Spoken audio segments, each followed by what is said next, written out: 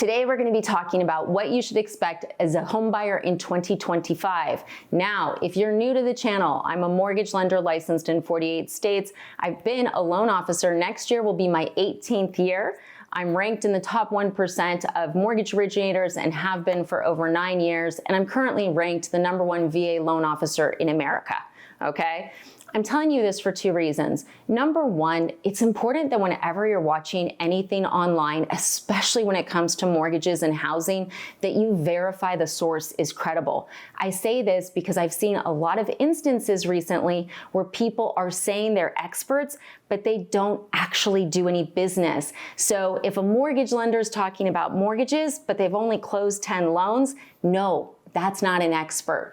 Real estate agent, same thing. Housing predictions, if they're not in the industry or an economist, and it's just someone reading news articles, probably not going to be very accurate. And I don't say that to be dismissive. I say that because I think it's important that you get real information. And there's a lot of deception going on right now. Okay, so let's get into it. Number one, rates. Everybody wants to know about mortgage interest rates. Are they going to go down next year? I don't think so. I don't think we're going to see any drastic drops. So, one of the things that people heard is, well, Trump said he's going to make them 3%. I've looked at a couple different ways, like how we could get there, and none of them are good, right? None of them are good because we don't want our economy to tank. That is not a good thing. Generally, if the Fed starts buying mortgage-backed securities, that's when we see rates go down. Trump doesn't control the Fed. Also, the Fed only does that when stuff is very bad. That's why during COVID, they bought so many mortgage-backed securities. So do I expect rates to go down dramatically? No. What do I expect? Well, I expect them to kind of stay in the range they are right now. So we've come off the highs that we hit in November that were post-election, a little bit pre and a little bit post, just we saw the numbers go right? So we've come down from that and we're at a stable level right now. So why the volatility, right? Simple. New administration, and I think that's what we'll be dealing with all next year is we're going to be dealing with as decisions get made, as things get said, we'll see the market react and mortgage rates will react along with them. Okay. So do I see it as a era where we're going to hit 8 or 9%? I don't. Do I see it as an era where we're going to hit 3 or 4%? I don't. I think we're going to be, if I'm looking at conventional mortgages, at the low end, maybe we'll hit 5.75. That would be dreamy if we did. And then on the high end, look, we could hit 7.5.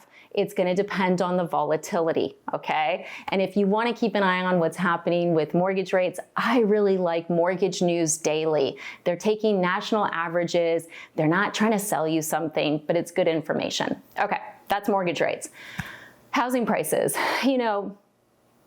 I think we're still going to see every single day someone saying it's about to be 2008, okay? That's just because of the clickbait nature of media right now. I was reading an article today that was new construction at the same level as 2007. Is the bubble about to pop?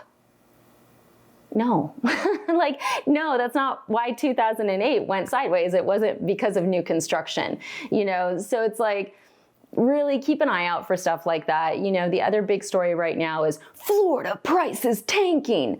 Are Florida prices overall tanking? Single family, absolutely not. Single family homes are still going up in Florida. Trust me, I look every single day. Condos are the issue, and we're seeing that across the country right now. So condos with some of the new regulations, we are definitely gonna have a rough few years for condos. It is a property type that I would be very cautious about buying, and I would strongly recommend that if you're buying a condo, you're paying attention to if there's gonna be any future assessments and what the state of the budget is, okay? Really important. Now, home prices, right? Because you're okay, so the housing crash, you're gonna keep on seeing that in the media.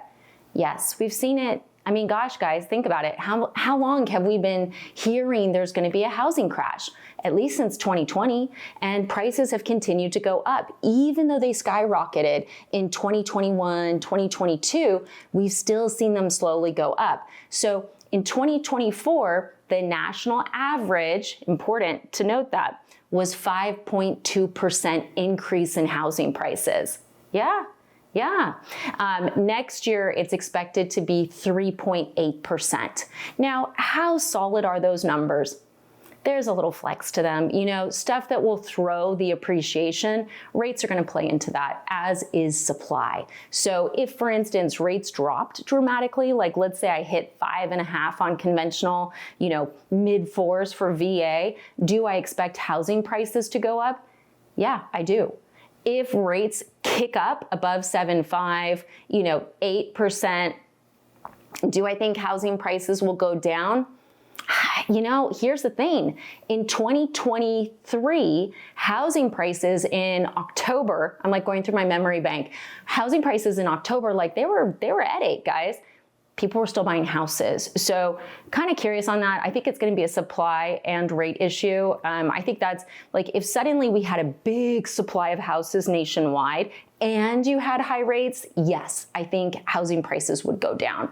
But the thing about supply, and this is what you need to know as a buyer, depends on where you are. If I look at, for instance, Dallas, I was talking to Michelle Montmayor, you've seen her on the show before.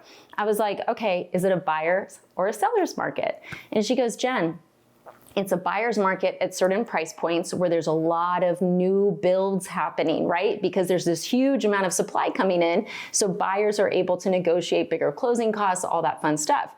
It's a seller's market in the price points and areas where there's not new construction because there's still a housing shortage. The housing shortage, if you want to know one of the big reasons, the low rates. That's right. The low rates from 2020, 21, and 22, they locked a big portion of the housing market, and no one's quite sure yet what's going to unlock it.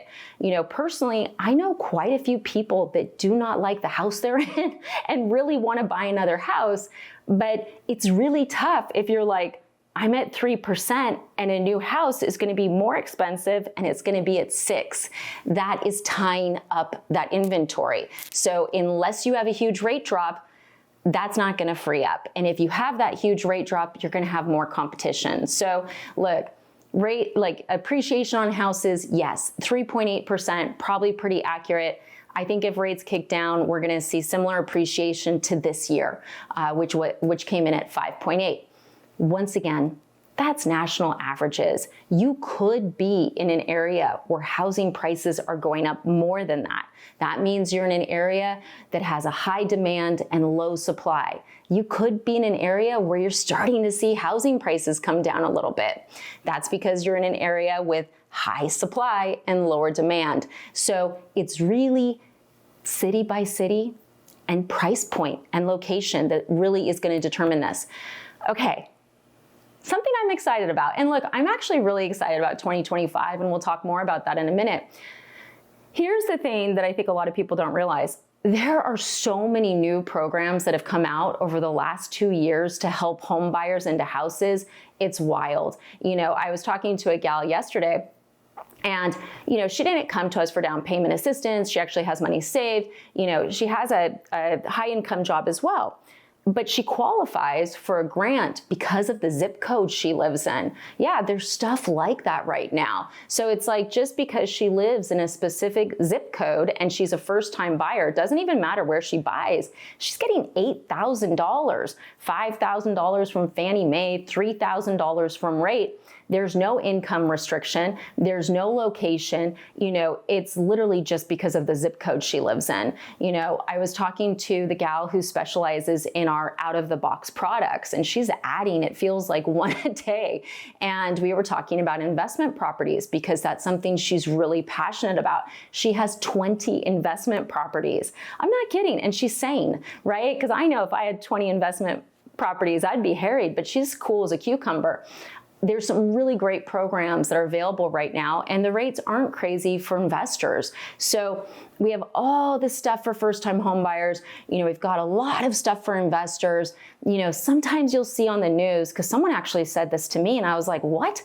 I was on a show, and they said, well, with credit tightening, credit's not tightening, guys. I haven't seen any evidence of credit tightening. I am seeing looser guidelines every single place I go. Like, seriously, The VA, and look, VA, it's going to depend on lender, FHA too. VA, we're way looser, like so much looser than we were 3 years ago. It's crazy.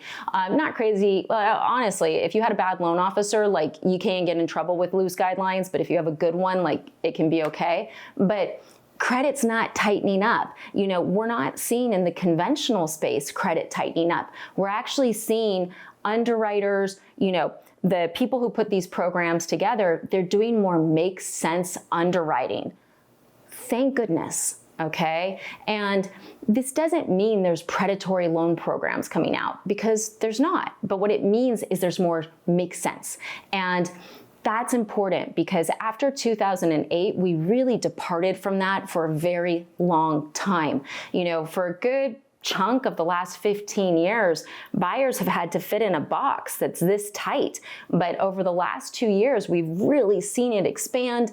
We've seen opportunities with grants. Like, it's a great time to be a buyer because there's so many options. Whether you're a first-time buyer, a move-up buyer, or an investor, there's a lot going on. And yes, my self-employed people, you too, it's gotten better. I remember the dark days of COVID and the guidelines they had for self-employed, horrible. Those are gone, thank goodness. So here's the thing. I think that 2025 is gonna be a more normal market. So certain areas, it will be still a seller's market, lack of inventory, but nothing like 2020, 21, or 22. Other areas, it's gonna be a buyer's market because there's more building going on. So you'll see bigger closing cost incentives. I'm very excited about 2025. I have been dreaming of a normal market for so long. As someone who lived through 2020 through 2022 at a very high level of production, I can tell you right now, the rates were really good in those years, but it was soul crushing for buyers. The amount of competition, having to go over ask, having to go over appraised value. There were people waiving contingencies.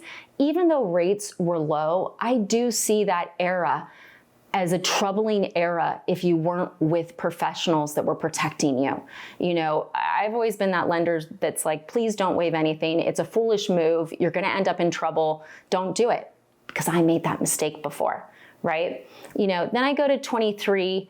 23 was really tough on buyers. Like, it was better in terms of lack of competition, which was great. And there were great deals to be had, but rates kept on going up. So from a mental standpoint, that can be really tough. We were able to do lock-in shops during that period to alleviate some of that stress, but not everybody does that. 24 was a nice year. I liked this year. I think we had good opportunities for buyers. Rates were coming down from the peaks of 23. It was a good year. And I think 25 is going to be a continuation of that, but better.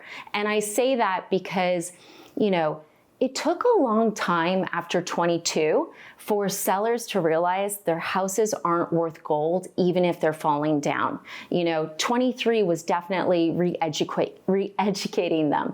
24, still a lot of re-education. So I feel like, the sellers that we have in 2025, they should be realistic. They should understand. I think it's going to be less dramatic. I think buyers are going to have more opportunities, and I'm excited. So look, I think this video, I'm hoping that it helps you, but this is my opinion of what I see happening next year. Yes, there's going to be a ton of headlines about high rates, low rates, housing crash, housing boom.